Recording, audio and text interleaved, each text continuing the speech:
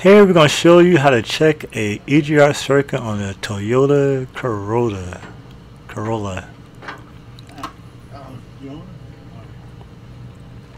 I'm going to show you how to check the back pressure EGR valve, the trigger vacuum, and the back pressure line.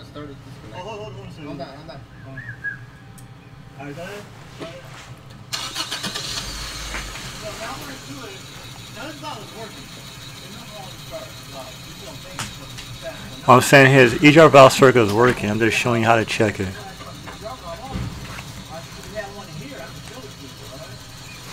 what I'm going to do is, these two ports here are ported vacuum. I should be getting ported vacuum to both connections. And I hate going from that end because sometimes you end up breaking it. Shit can break.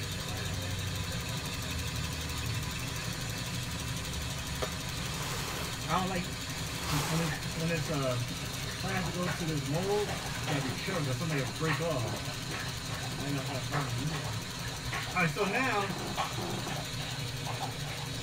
now watch this. Right? I should get, right now it's 0 into the vacuum, right? Nothing there. See, 0, right? You see that? Nothing there, right? So I'm still this down first. I'll show you up. I'm gonna rev it. That's ported vacuum. Remember, ported vacuum is off idle. Ported vacuum only kicks in when the throttle opens up. That's when the EGR valve works. Now you have ported vacuum. Well, in this car, I should have both of them. This one and this one. And again. Yeah. Going this route.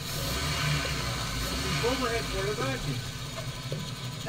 Most cars only have one hose going to it. Toyota has two like this. Now, once I get both of them here, it should go in and out. But under it, there's a hole over here. This hole right here is a back pressure hole. See this hole right here?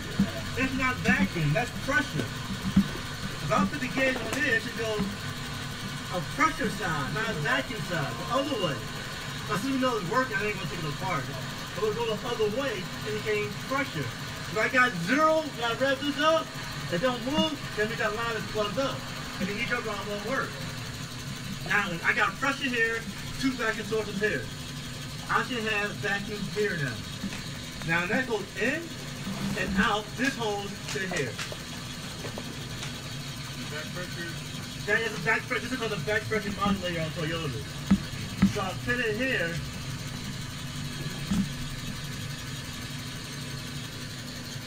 Now watch it. Let's show this out first. Here.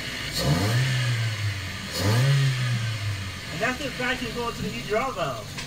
That's going to the EGR valve. Now go this side. That's going to the valve. So it's going in, pressure, when I rev it, vacuum here, come out this hole here. If I had all 3 of those things, and if I had vacuum here, pressure here, and no vacuum here, this is bad. Remember, for that modulator to work, I need vacuum on the 2 ports coming from the throttle body. I need back pressure coming from under the modulator. Once I have those 3, I should be receiving vacuum at that 3rd line, that 3rd single line on the left to the EGR valve. If there's no vacuum there and all the 3 signals are there, modulator is shot. This vacuum pump is going to simulate the vacuum you see on this gauge. So the vacuum gauge, the vacuum pump. You're going to do this on the gauge. So what I'm going to do is, see the valve is working now. So I'm going to stick this here and pump it. Now the valve, EGR valve does not work at idle. It works at throttle. So in theory, if I pump this car, it should stall or get really rough. Now let's see what happens. Nothing. Right? What you understand is all cars, this is how you should say. All cars won't stall doing this. The back pressure type EGR valve won't stall. Right? Some of you got plugged exhaust pipe. Some on this one, I got plugged this hose on back here. Now watch. See? That's how they look at somebody on the test. Know what I'm saying here? All cars won't stall with this test. Sometimes this has a vent here that goes to a solenoid that vents the vacuum off. It closes the vent, opens This particular car has a vent in the back that you have to plug off so it'll work, so the valve will work when you give a vacuum. And some cars have back pressure that needs back pressure for it to work. back pressure is supposed to start working. Y'all got all that? If not, you'll do it by the end of the week. So, this one, we just checked the valve. And we just checked what else, other thing we just checked. No, before that. Just this part right here. Now don't talk about this. Not this part here. Over here. What we just checked? I'll pump it up. I'll pump it when we just the EGR valve, or what else did we just check? Well, we just pump this up and install. What else did we just check? The port and the valve. The port and the valve. Which one is the port? The port's intake manifold port. Yeah, well, which one? That one? Well, I pump this up at the wrong time and idle at the wrong time, it will kill the car. So the EGR valves don't work at idle. So if I pump it and it dies, that means the valve and the port are working. The port is clear, the valve is functional. And I just did this, I just pumped it. So I did it and it died. We check the valve and the port. That means it's functional. The port is cleared and the valve is functional. Okay? When we check the vacuum here, we just check a vacuum from here to here and back pressure here. If I get a vacuum here, that means all this side is working.